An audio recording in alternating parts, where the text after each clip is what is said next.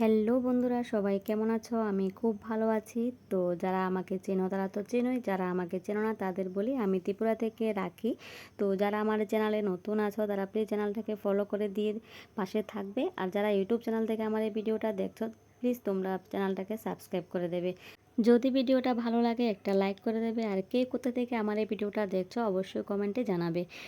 Class 1 থেকে 8 পর্যন্ত ওর বাবা স্কুল থেকে বই এনেছে, দোকান থেকে বই এনেছে। আমি কখনো যাইনি ওর বুকের জন্য। তো এবার ফার্স্ট টাইম আমি ওর বুক আনতে গেলাম। তো ওর বাবাকে বললাম আমি যাব রেজাল্ট আনতে, আমি যাব বুক আনতে। তো যাই হোক আমি গেলাম। আর সত্যি খুব ভালো লাগে যখন ছেলে ভালো রেজাল্ট করে। তারপরে স্কুলে গেলাম, লাইব্রেরিতে গিয়ে অনেকক্ষণ বসলাম। প্রচণ্ড রৌদ্র ছিল দুপুরবেলা, তাই যাই হোক রৌদ্রের ভিতরেও গেলাম ছেলের বুক আনতে। আনন্দ আনন্দ করে গেলাম, ছেলেকে নিয়ে যাইনি।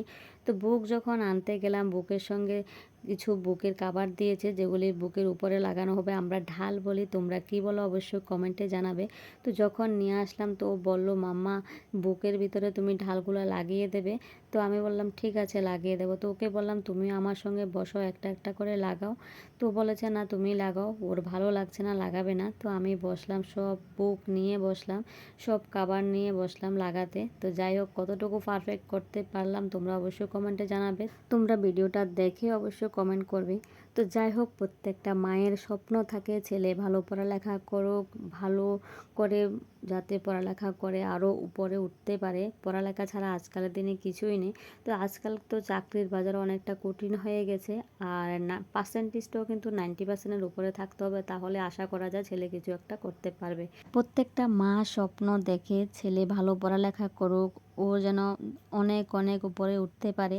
তো যাই হোক আমিও প্রত্যেকটা মায়ের মতো স্বপ্ন দেখছি ছেলে যাতে অনেক বড় হতে পারে, নিজের পায়ে নিজে দাঁড়াতে পারে। এখন তো চাকরির যুগ অনেকটা কঠিন হয়ে গেছে।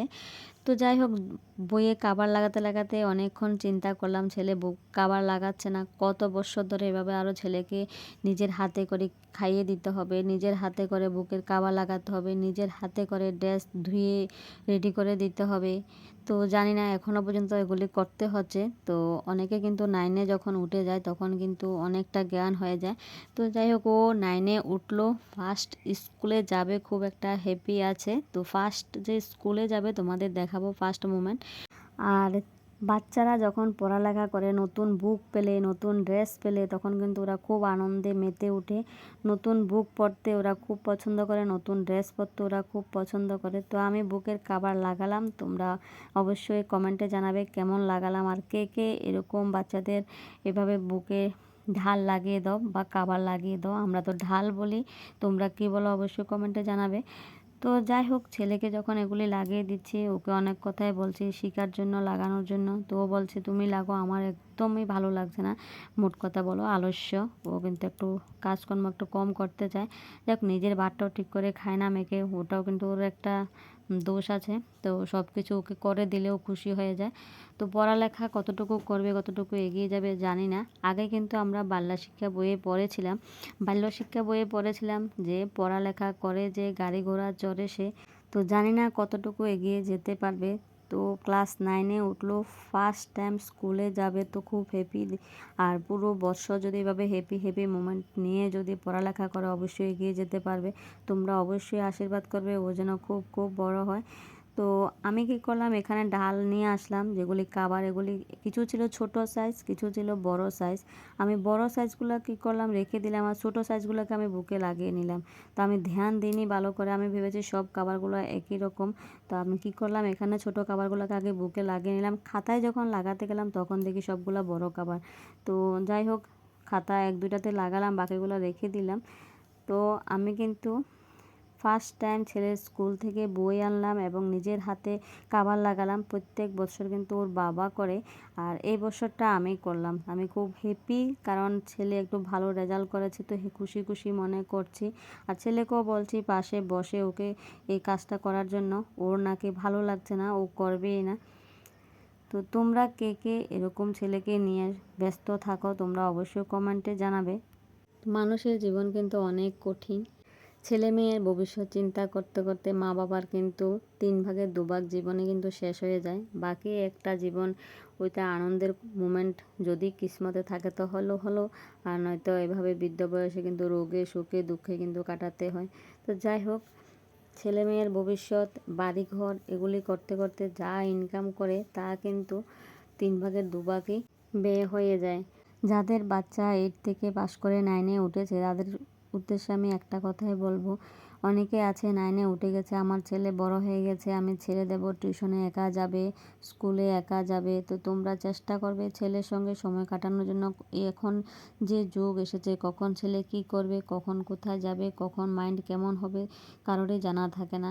তো যখন 12-13 বছর 14 বছর শুরু হয়ে যাবে রানিং, তখন কিন্তু ছেলেকে কখনো একা ছাড়তে নেই। ছেলেকে নিয়ে স্কুলে যাওয়া, টিউশনে যাওয়া, সব সময় মাকে পাশে থাকতে হবে, কম করে 18 থেকে 19-20 বছর পর্যন্ত।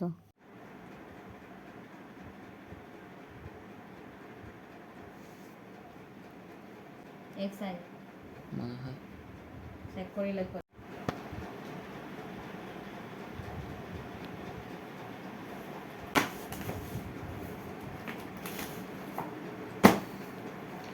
খাতা তো খাতা সবটা একসাথে রাখ।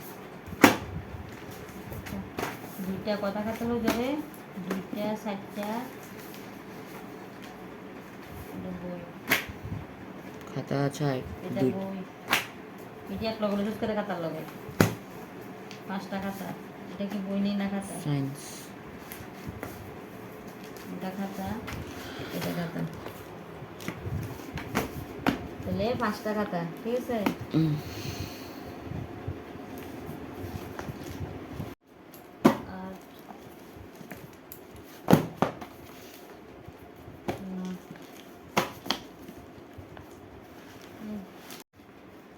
আর এটা পিছনে একটা টিফিন দেবে।